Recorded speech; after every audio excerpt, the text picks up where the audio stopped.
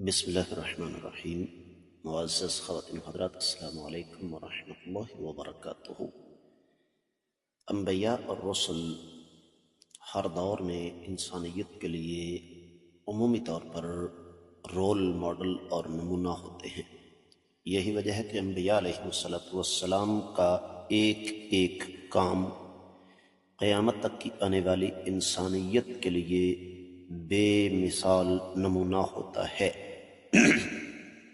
میں نے یہ جملے اس لیے ادا کیے کہ آج کے ہمارے سبق کا موضوع اللہ کے ایک بڑے جلیل القدر نبی سیدنا یونس علیہ السلام کی توبہ کا تذکرہ اور وہ کیسے قبول ہوئی۔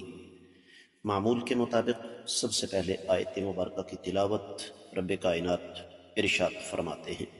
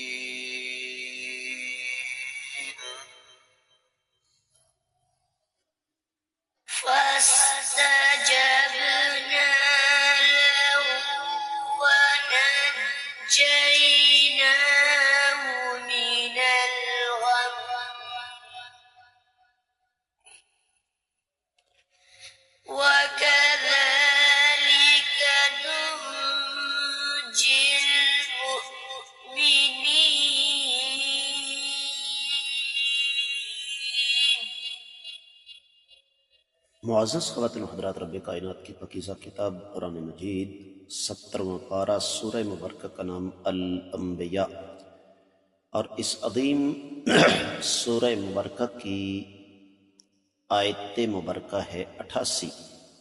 اللہ رب العزت ارشاد فرماتے ہیں، فاستجبنا، پس ہم نے قبول کیا، لہو ان کے لیے، ونجیناہ، اور ان کو نجات عطا فرمائی، من الغم، غم سے، وَكَذَلِكَ، اور اسی طریقے سے، ننجی، ہم نجات دیتے ہیں، المؤمنین، ایمان والوں کو۔ بامحاورہ ترجمہ سماعت فرمائیے گا، پس ہم نے ان کی پکار کو سنا اور انہیں غم سے نجات دی، اور ہم ایمان والوں کو اسی طرح نجات عطا فرمایا کرتے ہیں۔ امام ابن کثیر رحمۃ اللہ علیہ ارشاد فرماتے ہیں کہ ہم نے نہ صرف یہ کہ مچھلی کے پیٹ سے، بلکہ ان اندھیروں سے بھی یونس علیہ السلام کو نجات عطا فرمائی، اور اگر ایمان والے مشکل میں، مصیبت میں ہماری طرف رجوع کرتے ہوئے ہمیں پکاریں تو یقینی طور پر ہم ایسے ہی ان کو نجات عطا فرماتے ہیں۔ معزز خواتین حضرات، اسی مناسبت سے ایک روایت امام ابن کثیر رحمۃ اللہ علیہ نقل کرتے ہیں کہ سیدنا سعد بن ابی وقاص رضی اللہ تعالیٰ عنہ فرماتے ہیں کہ میں مسجد میں گیا، سیدنا عثمان غنی رضی اللہ تعالیٰ عنہ وہاں تشریف فرما تھے، میں نے سلام کیا، آپ نے مجھے غور سے دیکھا اور میرے سلام کا جواب نہ دیا۔ میں نے امیر المومنین سیدنا عمر بن خطاب رضی اللہ تعالیٰ عنہ سے شکایت کی، آپ نے سیدنا عثمان غنی رضی اللہ تعالیٰ عنہ کو بلایا، فرمایا آپ نے ایک مسلمان بھائی کے سلام کا جواب نہ دیا۔ تو سیدنا عثمان غنی رضی اللہ تعالیٰ نے فرمایا، یہ تو میرے پاس آئی نہیں، انہوں نے مجھے سلام کیا ہی نہیں، تو یہ کیسے ہو سکتا ہے کہ میں نے ان کو جواب نہ دیا؟ تو اس پر فرماتے ہیں، میں نے قسم کھائی، تو آپ رضی اللہ تعالیٰ عنہ نے بھی میرے مقابلے میں قسم کھا لی۔ پھر کچھ خیال کر کے سیدنا عثمان غنی رضی اللہ تعالیٰ عنہ نے توبہ استغفار کی، فرمایا ٹھیک ہے آپ نکلے تھے، لیکن میں اس وقت اپنے دل سے وہ بات کہہ رہا تھا جو میں نے آقا علیہ السلام سے سنی تھی، اور اللہ کی قسم جب وہ بات مجھے یاد آ جاتی ہے تو میری آنکھوں پر ہی نہیں، بسا اوقات دل پر بھی عجیب سی کیفیت طاری ہو جاتی ہے۔ سیدنا سعد رضی اللہ تعالیٰ عنہ نے فرمایا، میں آپ کو اس کی خبر دیتا ہوں، نبی کریم صلی اللہ علیہ وسلم نے ہمارے سامنے دعا کا ذکر کیا کہ ایک عربی آ گیا اور نبی علیہ السلام کو اپنی باتوں میں مشغول کر لیا۔ وقت گزرا، اللہ کے نبی صلی اللہ علیہ وسلم وہاں سے اٹھے، ایک مکان کی طرف تشریف لے چلے، میں بھی آپ کے پیچھے ہو لیا۔ آپ علیہ الصلوۃ والسلام گھر کے قریب پہنچے، مجھے ڈر لگا کہ آپ کہیں اندر نہ چلے جائیں اور میں رہ جاؤں، تو میں نے زور سے پاؤں مار مار کر چلنا شروع کیا۔ میرے پاؤں کی آہٹ سن کر آقا علیہ السلام نے میری طرف دیکھا، فرمایا کون؟ ابو اسحاق؟ میں نے کہا جی ہاں اللہ کے نبی صلی اللہ علیہ وسلم۔ فرمایا وہ سیدنا یونس علیہ السلام کی دعا تھی جو انہوں نے مچھلی کے پیٹ میں کی تھی، لا الہ الا انت سبحانک انی کنت من الظالمین۔ جو بھی مسلمان جس کسی معاملے میں اپنے رب سے کہ دعا کرے، اللہ تعالیٰ اسے ضرور قبول فرماتے ہیں۔ امام ابن ابی حاتم اس روایت کو لے کر آئے ہیں، اور سیدنا ابو سعید رحمہ اللہ فرماتے ہیں کہ اس آیت میں اس کے بعد ہی یہ فرمان ہے کہ ہم اسی طرح مومنوں کو نجات دیتے ہیں۔ پھر ابن کثیر رحمۃ اللہ علیہ نقل فرماتے ہیں اسی بات کو ایک اور انداز سے، لیکن میں آپ کی خدمت میں یہ بات عرض کر دوں کہ یہ روایت سند کے اعتبار سے صحیح نہیں ہے۔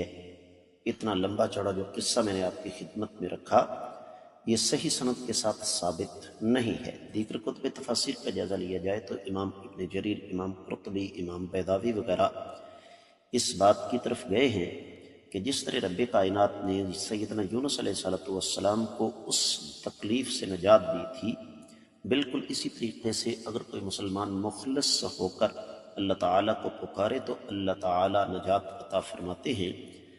اسی داستان کو رب کائنات نے سورہ یونس میں بیان کر کے 130 آیت مبارکہ میں ارشاد فرمایا، کذالک حقا علینا ننجی المؤمنین، اسی طرح ایمان والوں کو نجات دینا ہمارا حق ہے۔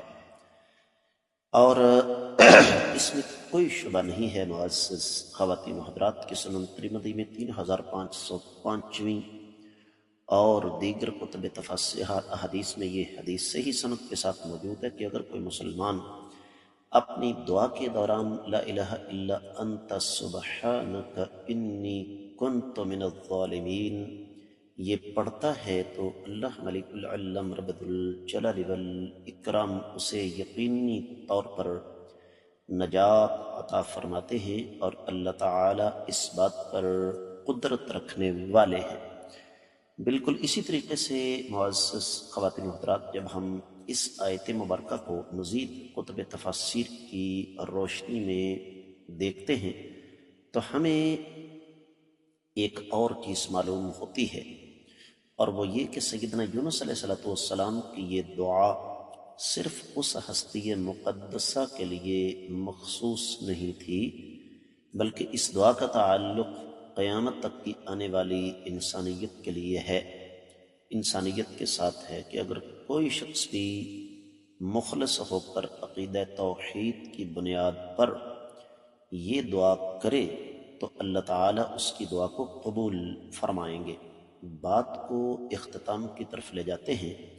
تفسیر المراوی، تفسیر روح البیان اور تفسیر البحر المحیط میں جو کچھ لکھا ہوا ہے میں اس کا خلاصہ آپ کی خدمت میں رکھ دینا چاہتا ہوں، اور وہ یہ ہے کہ اس داستان سے جو سب سے بنیادی سبق ہمیں ملتا ہے وہ اللہ تعالیٰ کی توحید اور اللہ تعالیٰ کی وحدانیت کا ہے، اس لیے کہ قرآن بنیادی طور پر عقیدے کی صفائی کرنے والی کتاب ہے، اور جس انسان کا عقیدہ درست ہو جائے پھر مزید امور اس کے لیے آسان ہو جاتے ہیں۔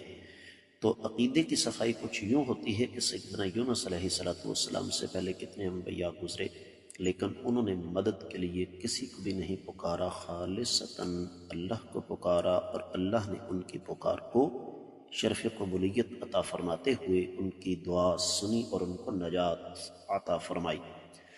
اس کے ساتھ ہی اس آیت مبارکہ کی مختصر تفسیر مکمل ہوتی ہے۔ میں آپ لوگوں سے خصوصی طور پر یہ گزارش کروں گا کہ جہاں تک ہو سکے ان اسباق کو صدقہ جاریہ سمجھ کر زیادہ سے زیادہ آگے نشر فرمائیں۔ اگر ابھی تک آپ نے میرے چینل کو سبسکرائب نہیں کیا تو ضرور کیجیے تاکہ آنے والی تازہ ترین ویڈیو آپ کو بر وقت ملتی رہے۔ ساتھ لگے گھنٹے کے بٹن کو ضرور دبائیں۔ آپ کا یہ اپنا چینل فرقہ واریت سے بالا تر قرآن و سنت کی روشنی میں ترتیب دیا گیا ہے، جہاں قرآن و حدیث کے اسباق، جمعے کے خطبات، آپ کے سوالوں کے جواب اور مختلف موضوعات پر آپ کو دروس ملیں گے۔